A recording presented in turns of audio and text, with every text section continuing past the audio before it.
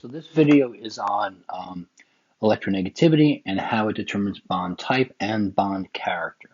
So electronegativity is attraction for electrons in a bond. There's no units, okay? Basically it's a scale, at which fluorine is at the high end of the scale with a electronegativity of 4.0. Why? Because it has a very strong nuclear charge with very little shielding, so it's the highest electronegativity. And the lowest electronegativity is something with a very large radius. It would be at the bottom of group 1, the alkali metals over here.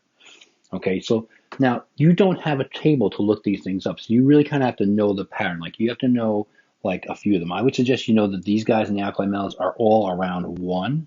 Okay, most metals are less than 1.5 at the most. So all these guys are all going to be like less than 1.5 in here. And as you go up and to the right, the electronegativities increase. So fluorine is 4.0. The next heavy hitter is oxygen at 3.5. Chlorine is 3.0. I think nitrogen is somewhere in between like 3.1 or 3.2. So I'll put a 2 there, but it might not be right. And it really doesn't matter as long as you recognize as you get into the upper right-hand corner, negating the noble gases, okay, which since some of them do bond, which we're going to see here, they will have electronegativity values, but they will never ask you a question on that, okay? But you should recognize, okay, let's say that sodium fluoride versus sodium chloride, even though they're not giving you the values, which one is going to have more ionic character? And that's not a hard thing to do, but let's write down the values here. Sodium is 1.0 and fluorine is 4.0. Now, generally, if you have a difference that's greater than 2.0, I don't know if I did it right, so I'm saying I'm going to write greater.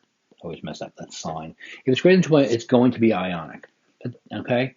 Now, things can have ionic character that are not even ionic. So the general rule is the bigger the electronegativity difference, okay, the more one thing is pulling the electrons away from the other. So fluorine has such a high electronegativity that it pulls the electron away from sodium. And so this becomes Na plus, and this becomes fluorine minus, and they stick to each other and they have an ionic bond. The big thing difference here is the difference between the two numbers, right? So in this particular example, the difference is 3.0. Now, make sure we're clear. If it's something like CaF2, you don't double the value for fluorine here, right? You just look up calcium, you look up fluorine, and you find the difference, or they give you the difference, and that makes this ionic. You don't double the value of something.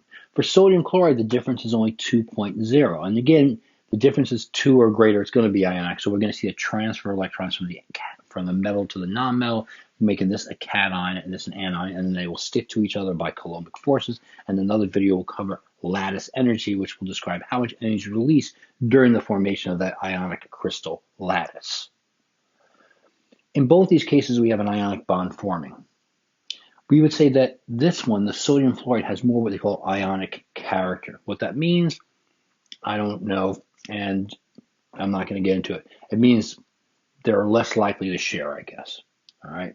Now, if you have molecular substances like on the next page, so HF and HCl both are molecular substances with covalent bonds, but they have different degrees of bond polarity and different amounts of ionic character. The difference between the H and the F here is 1.8, and the difference between the H and the Cl is just 0.8. Now, in both cases, electrons are being pulled towards the fluorine and pulled towards the chlorine because that's the more electronegative element. So each of them is a polar covalent bond. Okay, if there's a difference in electronegativities, you're going to have a polar covalent bond. What that means is the electrons in this shared orbital, the actual orbital that's being shared, gets deformed. So the electrons spend more time over here than they do over here, and that's why you get these partial positive and partial negative signs on. All right. So in this case, fluorine would have a partial negative and hydrogen a partial positive. Now, as the difference, okay, increases, what we say is the following things. One, bond polarity increases. Also, ionic character increases. Some substances will behave as molecular substances under certain conditions and behave like ionic substances under other conditions. So we say ionic character is also going to increase as the difference increases. So we would say that HF, right, which has a bigger difference, the HF would have more ionic, I'm going to rewrite that, more ionic character, even though it is clearly something that has a bond that is polar covalent. They are sharing electrons unequally, okay? But it would have more ionic character. So as the difference increases, bond polarity increases and ionic character increases, okay? If you go in the other direction, okay, when the difference between electronegativities decreases, all right, we can say covalent character increases. So this guy over here has more covalent character and less ionic character. It's really that simple. Bigger difference, more ionic character, a more polar bond. Smaller difference, more covalent character, less bond polarity, less ionic character. Now, you can have what's called a nonpolar covalent bond, but that usually occurs, and there are exceptions to this, by the way, okay, that usually occurs between two atoms in the diatomic molecule, which they are the same atom. So, the difference between, let's say, N and N, okay, in a molecule of nitrogen, the difference between those two is basically zero, because 3 point whatever minus 3 point whatever is zero. And so a situation in which you have no difference is a situation in which you have what's called a non-polar covalent bond. And what that means is that the electrons are being shared perfectly equally between those two atoms because they have the exact same electronegativity.